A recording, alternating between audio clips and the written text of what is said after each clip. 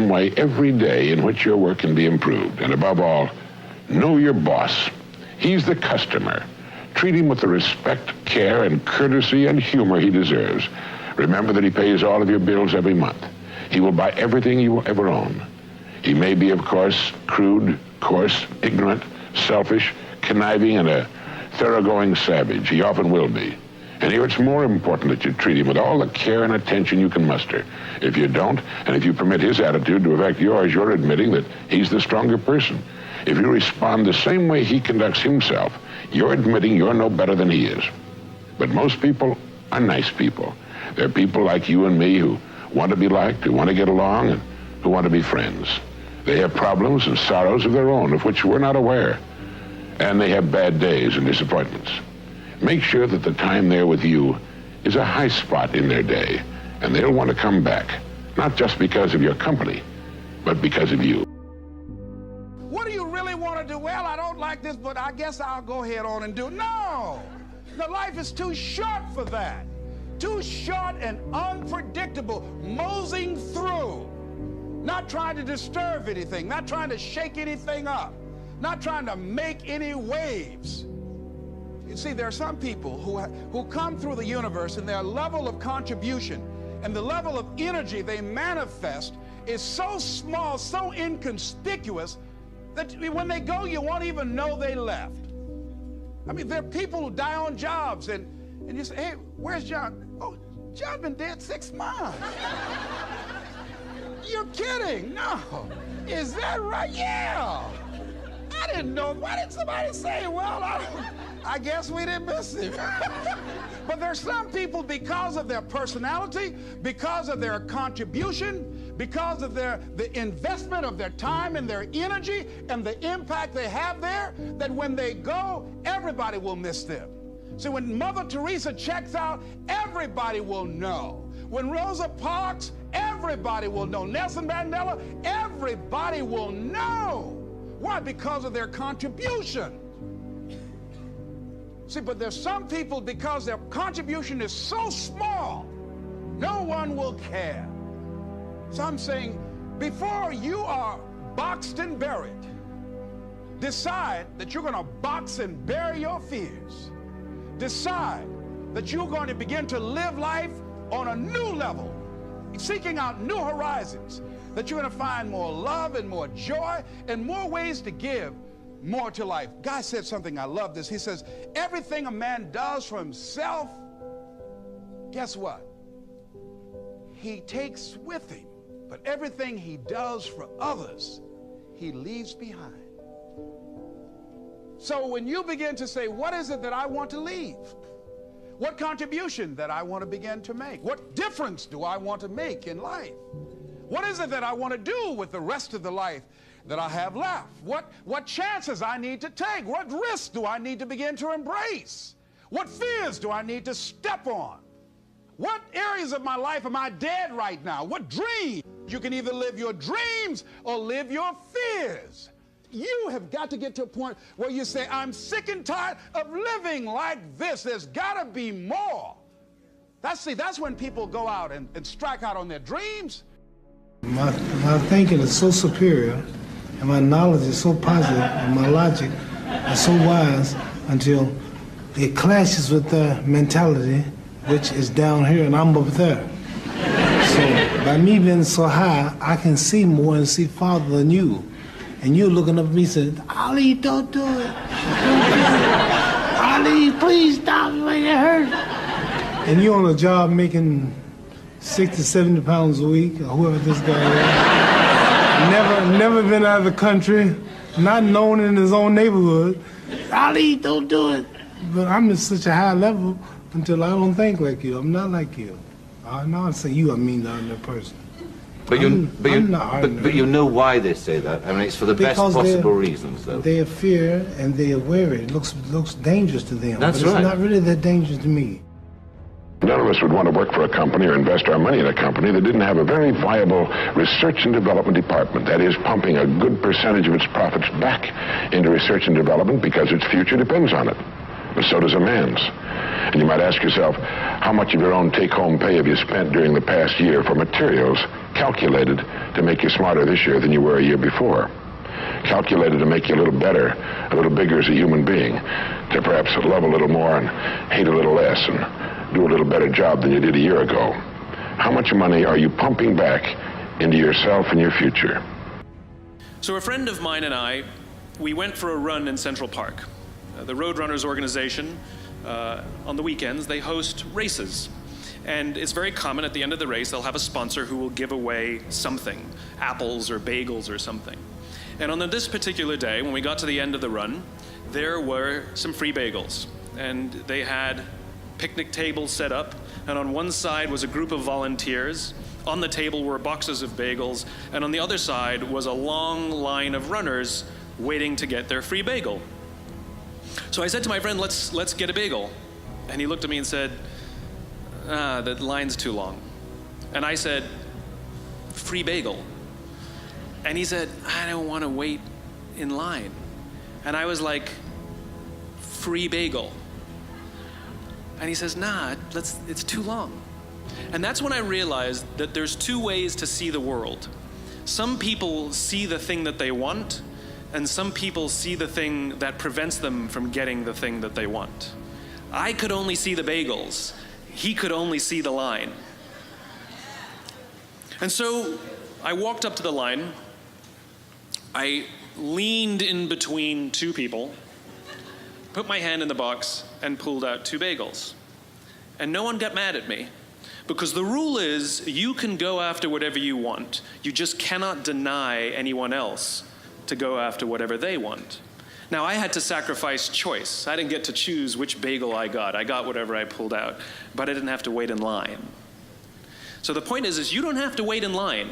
You don't have to do it the way everybody else has done it. You can do it your way. You can break the rules. You just can't get in the way of somebody else getting what they want.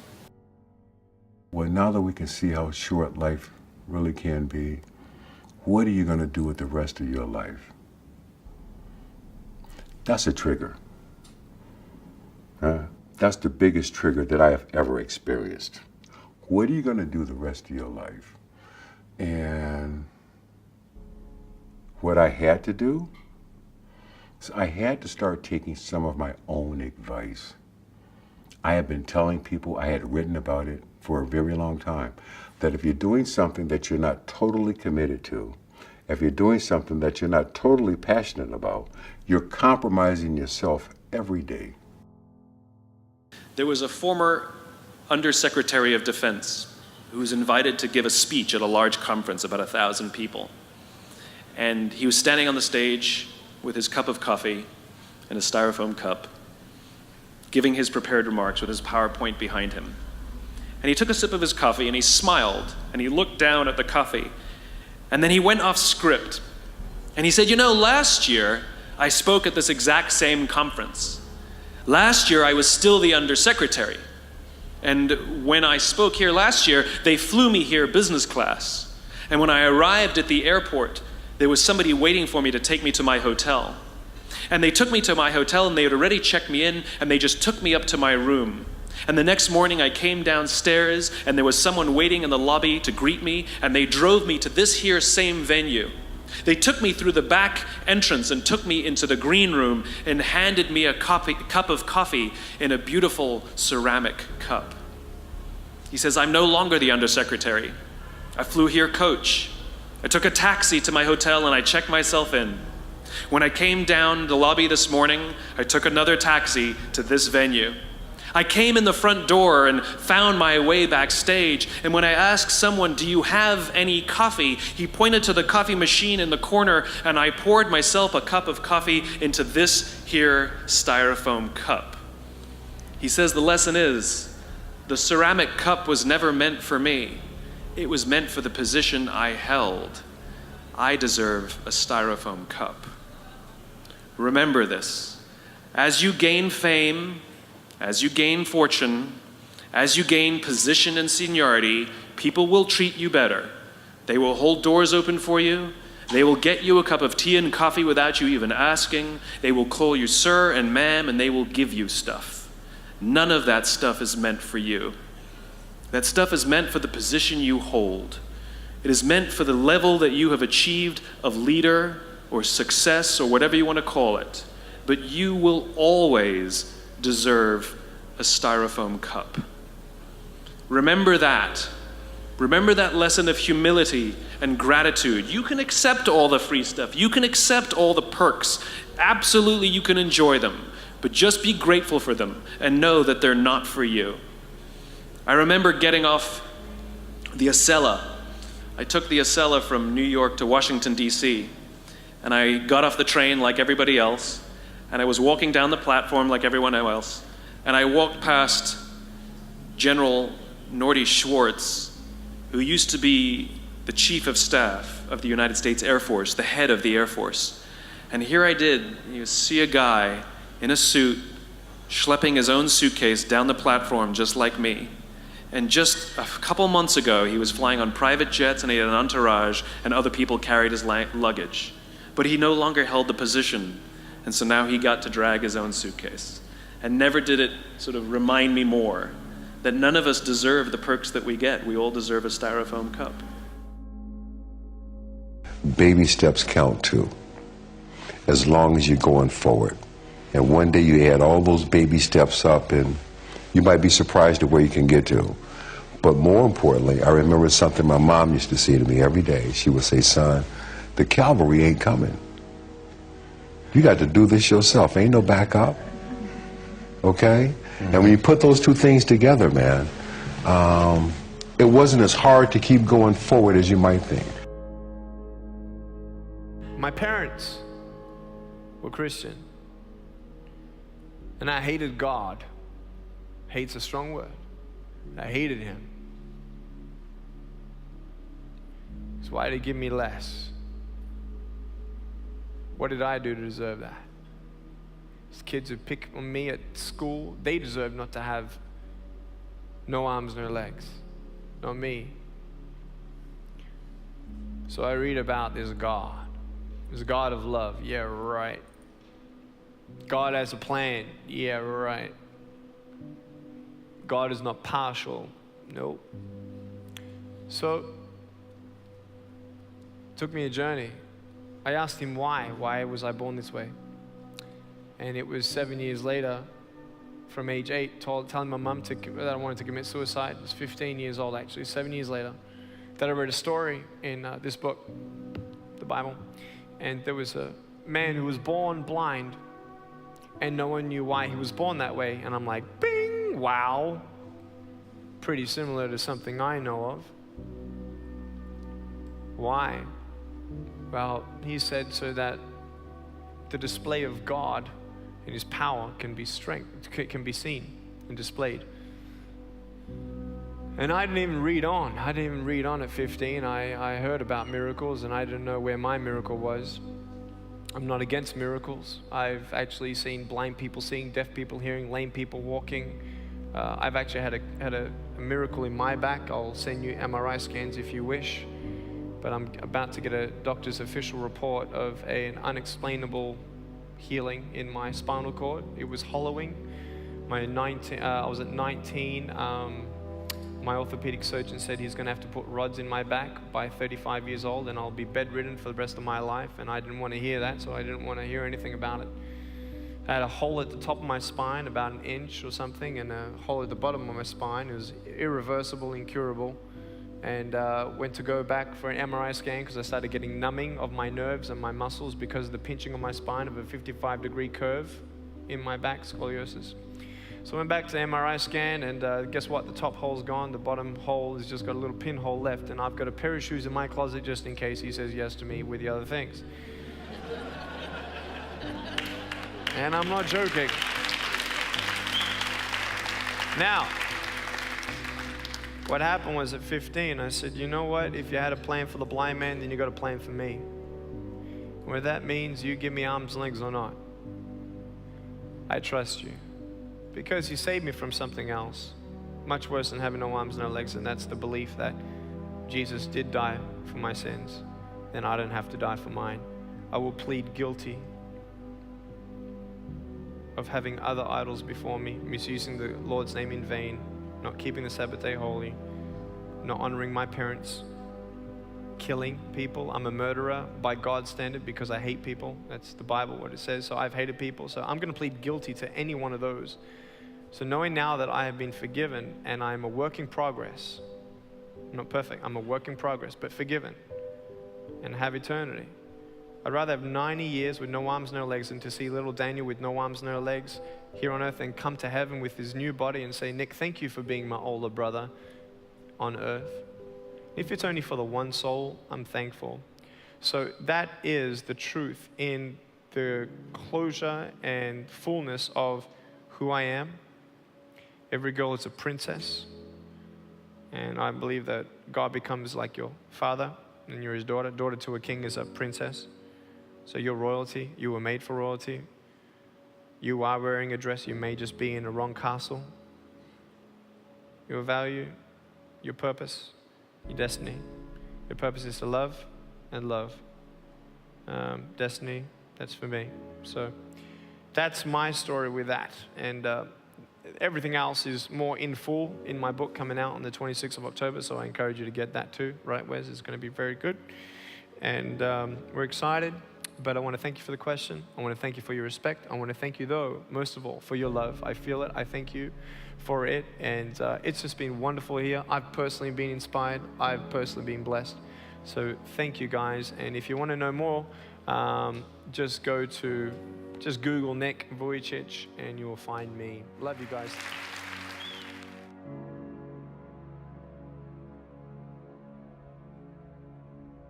Every decision we make in our lives as individuals or as organizations is a piece of communication. It's our way of saying something about who we are and what we believe. This is why authenticity matters. This is why you have to say and do the things you actually believe, because the things you say and do are symbols of who you are. And we look for those symbols so we can find people who believe what we believe. Our very survival depends on it. So if you're putting out false symbols, you will attract people to those symbols, but you won't be able to form trust with them. This is what Tiger Woods did to us. He lied. He lied. He told us what he thought we wanted to hear.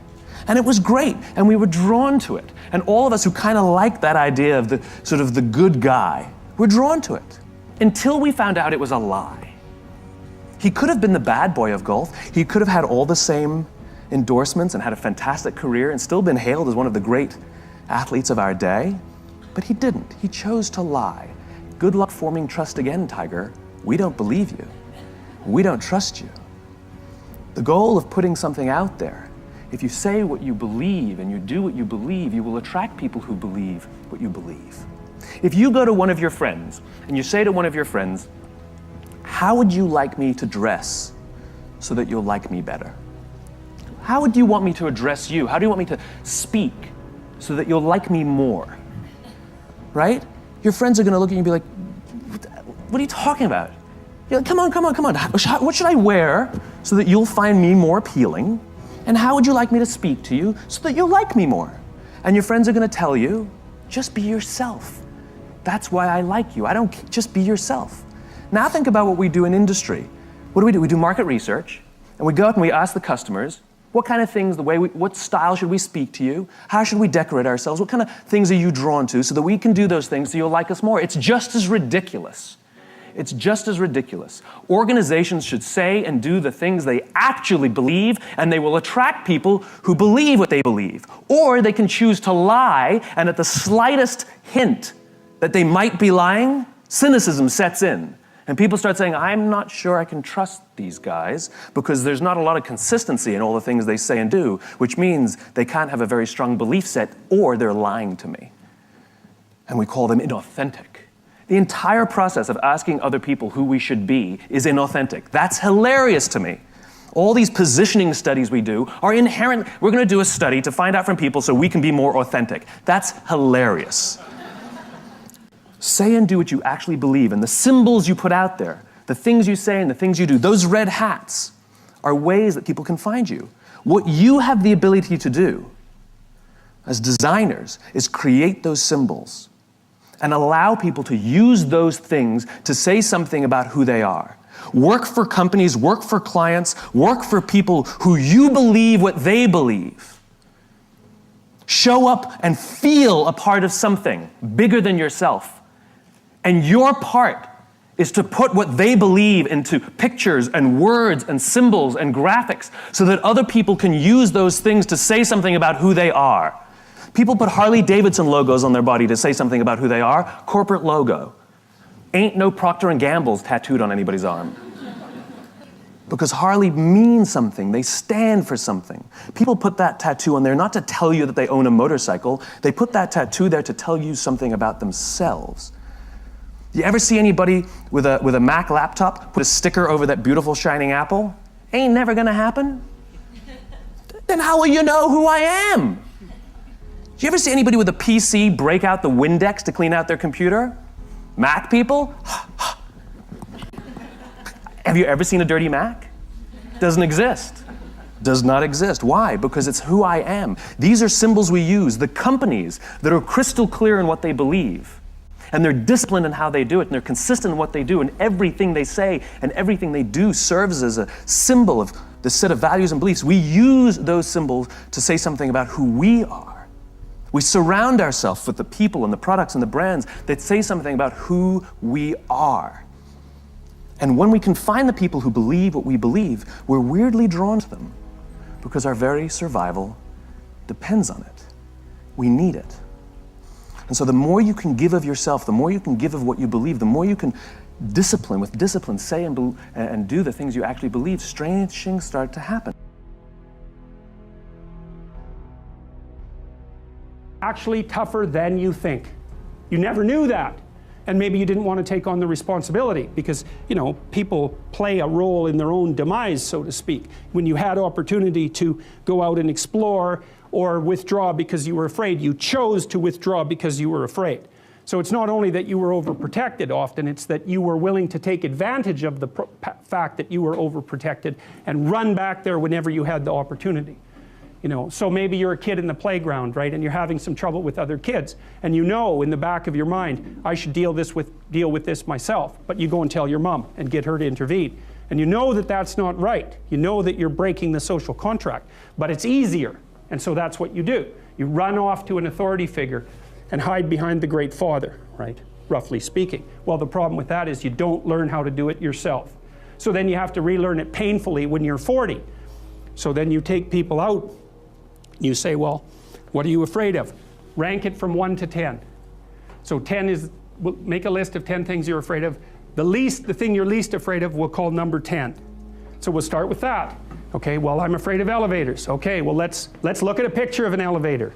Let's have you imagine being in an elevator. Let's go out to an elevator and let you watch the terrible jaws of death open, because that's how you're responding to it symbolically, right? And you're going to do that at the closest proximity you can manage. You find out you go do that, it works. You're nervous as hell, especially from an anticipatory perspective. Shaking. You go out, you stop, you watch it happen, and you actually calm down. You do that 10 times and it no longer bothers you. Well, what you've learned that you didn't die, but more importantly than that, you've learned that you could withstand the threat of death. That's what you've learned. And then you move a little closer, and then you move a little closer, and then you move a little closer, and finally you're back in what's no longer the elevator from a symbolic perspective. It's a tomb, right? It's a place of enclosure and isolation. And you learn, turns out I can withstand that. And then you're much more together, much more confident. And that's often one of the things that often happens in situations like that. I've seen this multiple times, is that if you run someone through an exposure training process like that and toughen them up, they'll often start standing up to people around them in a way they never did before. Reasons come first, answers come second. If you get a compelling vision and you got strong enough reasons that will push you through the tough times, you're going to do things other people don't do. Instead of collapsing, even if you get off target, you won't go, oh, I blew it. You'll get right back on target, make the change, make things happen. And I know you've done this in many areas of your life. Just think about it again. I'm not teaching you something really new here today. I just want to remind you of what your soul knows. You got to change, you got to improve, and you got to go through a simple process fundamentally to make that progress. First step, vision that's compelling. Second step, make sure that there's strong enough reasons to follow through. Third step, you got to review it and feel it every day. I mean, anything. Have you ever had this happen in your life? Has there been anything in your life that you've ever wanted so badly? You were so desirous of it. You had such a hunger for it that you couldn't stop thinking about it. Could have been a career move, could have been when you were a kid, a car, it could have been a relationship, it could have been anything, but you were obsessed. You wanted to make this happen. You wanted to attract this to your life. You just wanted something. And you didn't even know how to get it. But it was so compelling to you. You kept thinking about it every day, envisioning it, imagining it, feeling it. And then stuff happened. And suddenly you started to attract people or situations to your life, and it just came together. Like, you didn't even have a total plan. It was just that it was so a part of your focus with so much intensity and emotion so often that it sensitized you to notice anything that could get you there. There's a part of your brain called the reticular activating system. For short, we call it the RAS. That part of your brain determines what you notice in the world. And it's really important because when you set a goal, when you get really clear on a vision, and there's strong enough reasons, and you review it enough, and it becomes a part of you, that part of your brain says, anything that relates to this, I need to notice. It's like, did you ever buy a certain kind of car, or maybe a certain outfit, and suddenly you see that car everywhere, or those outfits everywhere? Well, you know the cars were always around, but why do you see it now? Because your RAS knows this is important, this is part of my world now. Similarly, when you really get clear and it's compelling, and you're reviewing it every day, you've got strong reasons, and you're reviewing it every day, and you're feeling it, the brain becomes incredibly acute at noticing anything to get you to move forward. And so that's the power of this. So, you know, what do people do with a New Year's resolution? They come up with something they kind of want. It's not a compelling vision. They don't really have strong enough reasons, and they never review it again until they notice that they broke what they said they really want to make happen, because they didn't really resolve. If you resolve, you got the vision, it's compelling, you review it daily, and you feel it, you envision it, and you experience it. Simple as it sounds. Now, ultimately, what is this really about? Ultimately, if you're gonna have lasting change in anything, you're really talking about just raising your standards. I mean, I always tell people, if you wanna know how to change your life, I give it to you in 3 words, boring as it sounds: raise your standards. And what does that mean? Corny as it sounds. Raise your standards. Oh, thank you for the breakthrough thought, Tony. I'm glad I wasted my time watching this little email with you. But think about it. Lasting change is different than a goal. You don't always get your goals, but you always get your standards. Maybe it would help you is to think about it this way. I try to explain standards to people with a different set of words. Think of it as everybody in life gets their musts. They don't get their shoulds. Like, think about it. Most people have a list of shoulds, don't they? Don't you have a list of the shoulds, things you should do, you should follow through on? I should lose some weight, I should work out more, I should make more calls, I should respond more rapidly to my email, whatever, you know? I should get into the office earlier, I should be, more confident. Whatever your should list is, people love to have their should list be met, but it's kind of like New Year's resolutions. If it does, it's really exciting, but if it doesn't, which is most of the time, it's a little disappointing, but you kind of know it's not gonna happen. But when you decide something is a must for you, an absolute must, when you cut off any possible, you say, I'm gonna find the way, or I'm gonna make the way. Human beings, when they resolve things, when they make a real resolution inside themselves, which is they raise the standard and they make it a must, they find the way. Think about it in your own life. Haven't you had some area of your life where you raised your standard and your life has never been the same? Maybe at one time in your life you smoked cigarettes, or you did something and you did it for years and you kept trying to change it, and kept telling yourself, I should. And then one day something happened. Something just clicked you over. Something took you over that kind of tipping point. And inside yourself, you said, no more. And it was a very, very different experience, wasn't it? Something inside of you shifted. And what was a should became a must, and you've never gone back. Is there an area like that in your life you can think of? Again, did you ever smoke cigarettes? Did you ever eat a certain way, drink a certain form of alcohol, and then finally say no more, and you just don't go back? And notice this, it doesn't really take any willpower anymore.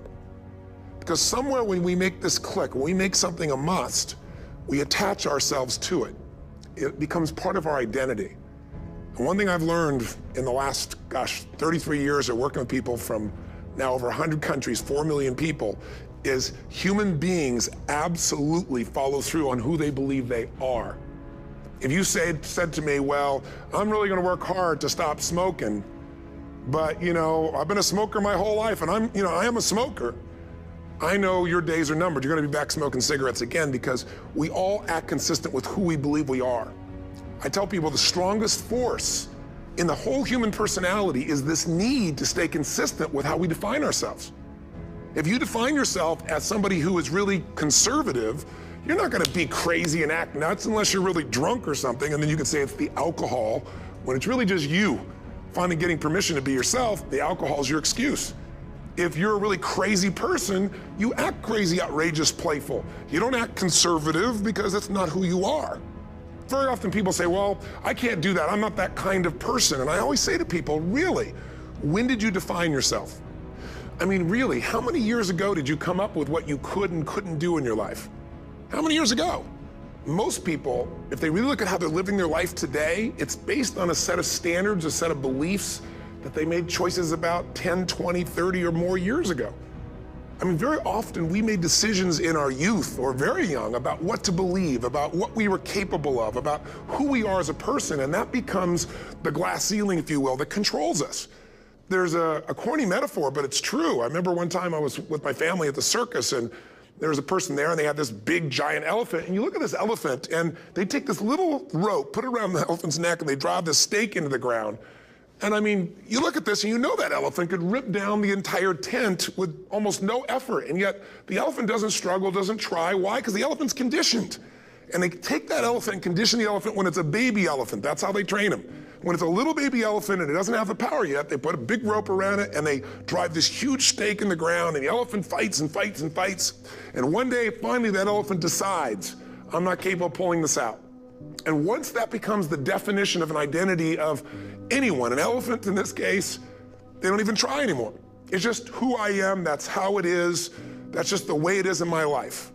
I'd like to ask you to take a look at any place you've got a limitation and ask yourself, when did I decide to accept that limitation? And you may not even see it as a limitation. You might see it as just, that's who I am.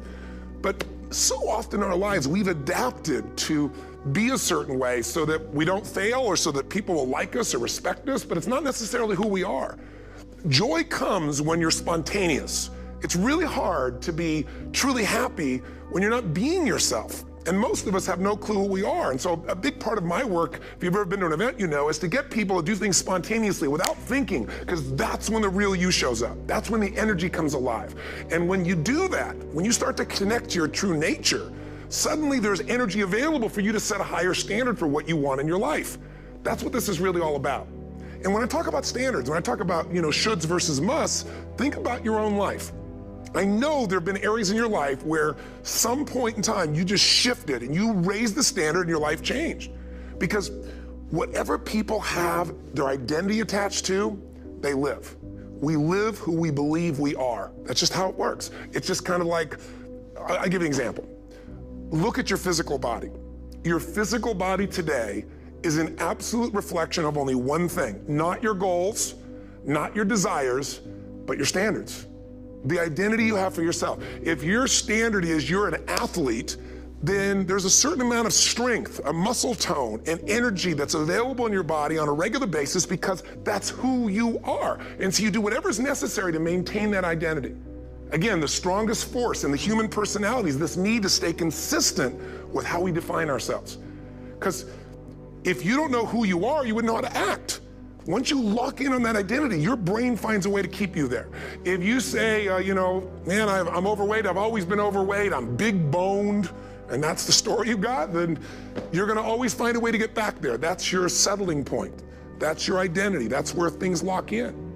If you see somebody who's in really great shape, you ask them, do you work out? You know the answer. Yes, how often? And they'll tell you 3 times, 4 times, 5 times a week, whatever. In a seminar, I'll ask people, who here works out at least 5 days a week? And I'm stand up. And you look around that room, and you know that they work out 5 times a week because you can see their body. You don't just get a result without some kind of action, without some form of ritual. Ritual meaning actions you do consistently. Now, do you think those people that are out there working out 5 days a week, do they have more time than you do? Or I have, or anybody else? Of course not. Is their life less busy? Of course not. It's just a must for them. They must work out that way, and they've made that turn and their life changed. So I'm not saying you have to work out 5 days a week. I'm just saying whatever you really want, wants don't get met consistently. Standards do. Whatever you identify, this is who I am. And so it's not so much about changing your identity as there's expanding it. Deciding that, instead of your goal is to lose 10 pounds, which is not compelling, what if your vision was to get back to my fighting weight? you know, this year, this month, this next 90 days, I'm gonna transform my body. I'm gonna take on a new challenge. I'm gonna find some technique or strategy, there's a million of them, that can reframe myself where I want to feel younger, stronger, more vibrant than ever before. Here's my reasons, because I want the energy to really make my life work, because it's tough out there and I want to be stronger than I've ever been before. If you concentrate solely on your career, you can get a long way in your career. And I would say that that's a strategy that a minority of men preferentially do. That's all they do. They work like 70, 80 hours a week. They go flat out on their career. They're staking everything on the small probability of exceptional status in a narrow domain.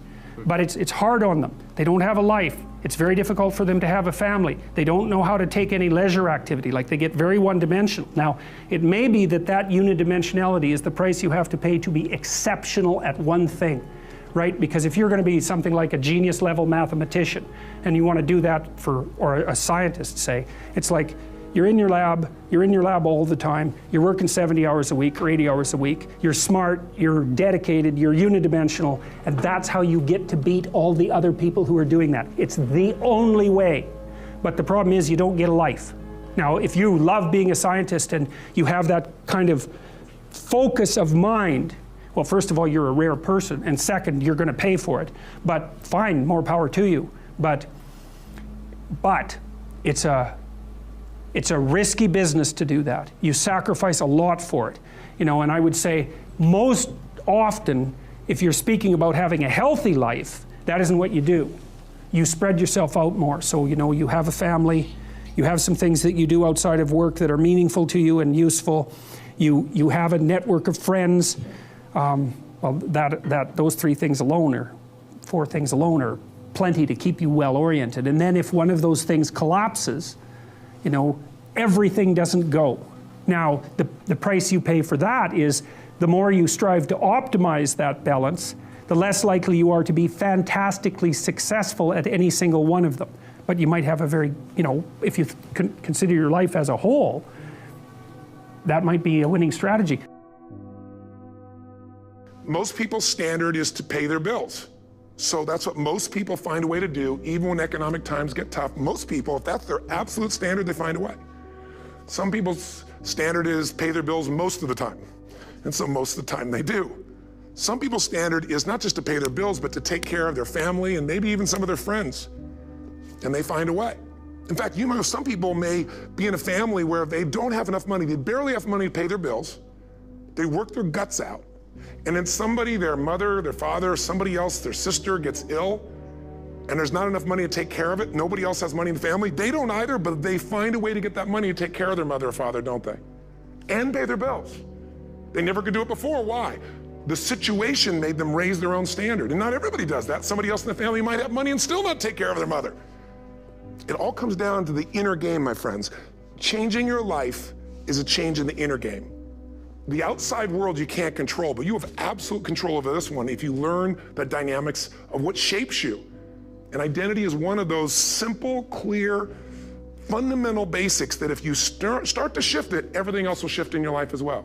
Some people, by the way, have to have more than enough money to do what they want, when they want, where they want, with whomever they want, contribute the way they want. And if that's their must, they find a way. I know that sounds overly simplistic, but it's true.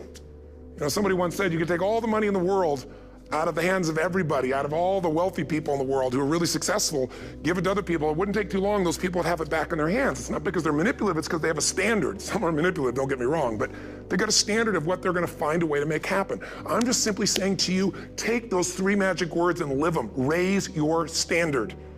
And if you really wanna do it, then I'll tell you the most important secret. Have you ever done this? Have you ever told yourself you're raising your standard? Okay, I'm gonna go make this happen. I'm gonna go make this much money. I'm gonna transform my kids. I'm gonna create the ultimate relationship in my life. I'm gonna transform my body, whatever it is. And then you don't have strong enough reasons and you don't use it. You don't follow through. It's because you didn't back up your standards with what makes those standards real, and that's rituals. Rituals are where the power is. Whenever we do our Robbins results coaching, and we say Robbins equals results, the way we get results with people, it's the same way if you listen to my Ultimate Edge program, or back in the old days, Personal Power, or if you went to one of my seminars. You know what I do is I take these huge challenges you got and we break them down into little bite-sized steps Little things you do each day that after you do them, you get so much momentum that it's easy to succeed. You're not overwhelmed. You have these victory day after day after day on little things. If you went through Ultimate Edge, I'm sure you learned about the hour of power, or the 15 minutes to be able to be fulfilled, or 30 minutes to thrive, where you literally just condition your body and emotion with a couple little rituals.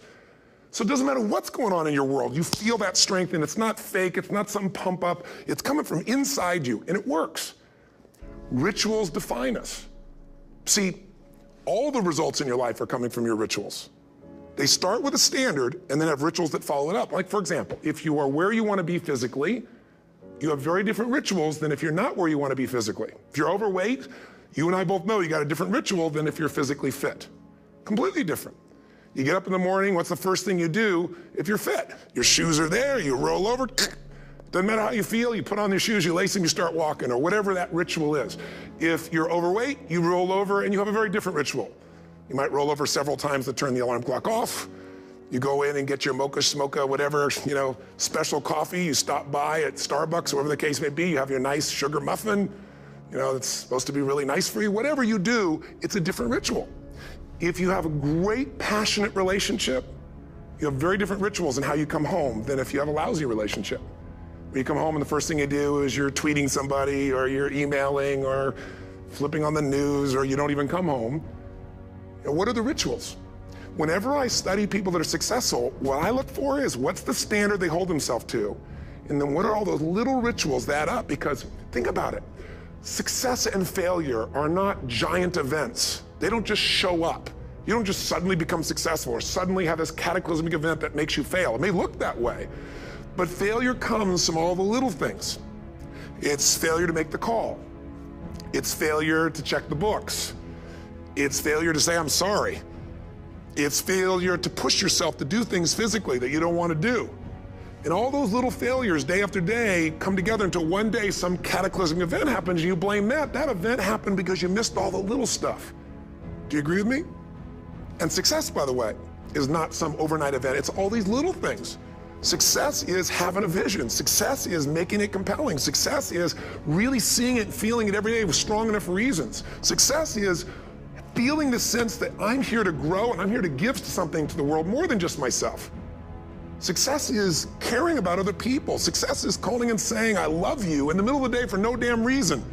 Or sending a note. That'll change your relationship. Have a ritual of something funny, playful, or a surprise you do. How many relationships are dead today because they have no surprise rituals anymore? You need to have some rituals, some cool things you do that nobody else does that gives you a better life than anybody else has. All the little stuff. That's where success comes from. In business, it comes from delivering more than anybody could imagine. All those little things add up. People go, wow, that's who I want to do business with. It's true in any area of your life. So if you look at somebody who's really successful and you think, wow, I mean, they're so amazing, they're such a genius, you got to dig underneath and you got to remember something.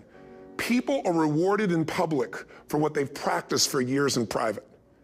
Myself and my business people say, how do you get up and speak and you have no notes and you go for 3 days and nights and the room is like, everybody's wired and it's incredible. It's like a rock concert. How do you do that? How do you have that confidence? Well, it's not confidence, it's experience now. But I did so much behind the scenes and I still do to make things right. I mean, how many people would know that since the time I was 17 years old, before I walk out on stage, still do to this day, wouldn't need to do it, but I still do it, I never walk out there without being in an absolute peak state of mind.